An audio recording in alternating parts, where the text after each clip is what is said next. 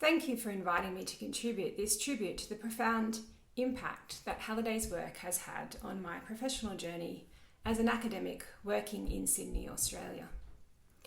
My first encounter with Halliday's Systemic Functional Linguistics was a pivotal moment. It not only expanded my academic horizons, but also deeply influenced my understanding of language and its social functions. The photo on this slide is from Halliday's 95th birthday celebration at the University of Sydney, when he was kind enough to indulge me in a selfie after I told him about the work I had been doing on visual self-representation and intersubjectivity. My first encounter with Halliday's work was as an undergraduate Australian literature and semiotics student at the University of Sydney in the late 1990s in the Woolly building, which you can see on the screen. In 1999, I took Professor Jeff Williams' excellent Grammar and Discourse course in the English Literature department. In Professor Williams' course, I was introduced to many of Halliday's ideas, including congruence, nominalisation, and grammatical metaphor. I chose to use them to explore Sir Humphrey Appleby's language. So he's a character in the show Yes, Prime Minister, and a masterclass in the art of political and bureaucratic obfuscation, in an essay titled Sir Humphrey Appleby and the Art of Evasion in Yes, Prime Minister. Sir Humphrey's discourse is relevant to us today as we all expire underneath managerial discourses in our universities. And you would all be familiar with language like this. The considered view of the committee was that while they considered the proposal met with broad approval in principle, it was felt that some of the principles were sufficiently fundamental in principle and some of the considerations so complex and finely balanced in practice that in principle it was proposed that the sensible and prudent practice would be to subject the proposal to more detailed consideration. It was so much fun that I became hooked on SFL, and Professor Williams gave me some confidence by selecting my essay as a model for next year's class. Newly excited by Halliday's SFL, I decided to use his ideas to critique an information systems class I was taking called IT Tools. For some reason, I decided it was a good idea to send my essay to the Chair of Information Systems, John Patrick. His response was to invite me to work as his research assistant, a testament to the power of Halliday's tools. This led me to continue using SFL in my honours year and into my PhD working on the language of technologists. So that's the Bassett Department of Computer Science at the University of Sydney, and the photos of M.A.K graduating at the end of my honours year. My PhD subsequently was published as Tacit Knowledge and Spoken Discourse.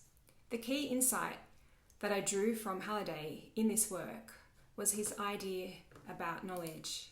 Instead of experience being construed by the mind in the form of knowledge, we can say that experience is construed by the grammar. To know something is to have transformed some portion of experience into meaning. I use this as a challenge to Polanyi's famous assumption that we know more than we can tell. In other words, that tacit knowledge, a key dimension of people's expertise, is ineffable in the sense that it cannot be expressed in language. And I developed a lexicogramma-based interview method for eliciting tacit knowledge from technologists. I think I only met Halliday once during my PhD, which was at a conference, an ISFC in Miraflores in Spain. And I remember chatting to him and thinking that he was a really sweet and lovely man. Following my PhD, for reasons neither of us can remember, possibly because he had heard me present on my research at the Friday SFL seminars held at the University of Sydney, Professor Jim Martin invited me to come and work for him as a research associate. I will be forever in his debt, as this started my career and afforded me the opportunity to be trained on the job as a Martinian discourse analyst. Working with Professor Martin on his restorative justice project was an amazing start for me as a young researcher. In our work, which was encapsulated in this book, Discourse and Diversionary Justice, an Analysis of Youth Justice Conferencing, we drew on Halliday's foundational ideas about tenor and interpersonal meaning. in attempting to understand identity, affiliation, and the quiet power of civil ceremonial redress in reintegrating young people who had committed offences back into their communities.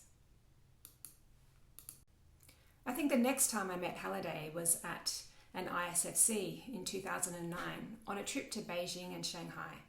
He seemed to be greatly enjoying himself and had a lot of stamina to interact with so many people. Working with Professor Jim Martin over the years, I realised that as a student of Halliday, he had inherited the kindness and generosity you may have heard Jim himself attribute to Halliday. It is for this reason that he has built a community of wonderful scholars who wanted to express their appreciation for his contribution in the festive discourses of hope and reconciliation. So many of Halliday's ideas, experienced by me through the lens of Jim Martin's ideas, inspired me in my work into how people negotiate social relations in digital discourse, resulting in these books focused on social media discourse. Halliday's phonology and his ideas about paralanguage were also seminal in the work I undertook with Jim and other colleagues into embodied semiosis. Somehow we went from all this whiteboard work squiggling and generating system networks to the following book, modelling paralanguage using systemic functional semiotics theory and application, in which encapsulates the work on embodied semiosis. This approach to the convergence of language and paralanguage gave me the lens I needed to explore emoji-text relations, resulting in this book with Cambridge University Press. Most recently, and perhaps in work that is the most challenging I've ever been involved in, Jim Martin, Yagan Doran and I have been working on a resource-based model of tenor, which takes seriously Halliday's ideas about tenor, pushing them as far as we can. To quote the conclusion of this book, in this book we have taken a step towards mobilising the full power of SFL theory as a genuine social theory of language. Rather than trying to account for all of the social relations in one place in the model, as in many previous accounts, it is focused on tenor as a resource for enacting social relations. In doing so, it has privileged the need for a model of tenor that can explicitly link with interpersonal resources in language and with genre patterns. The upshot of this is that room has been made for the aspects of language and society that have often been encapsulated within tenor to be conceptualized elsewhere through other dimensions of the theory. For example, the parameters of status and contact can be further developed as principles of co-selection and arrangement within instantiation. Social roles, interpersonal relationships, and community values can be explored as arenas of cooperation and struggle within individuation, where there is considerable potential for SFL to build upon sociological work by Maton, Bernstein, and Bourdieu. In addition, the temporary speech roles that occur in dialogue, people's feelings, and the play of voices can be investigated through discourse semantics. And a range of verbal action that we participate in all the time, such as instructing, planning, narrating, etc., can be researched through genre. This is, of course, an enormous program of work, one that cannot be detailed in a single book, but we have aimed to make explicit what we can do with tenor in the realisation hierarchy, and use that along with field and mode and rich descriptions of language and other semiotic systems as the basis for exploring all the rest.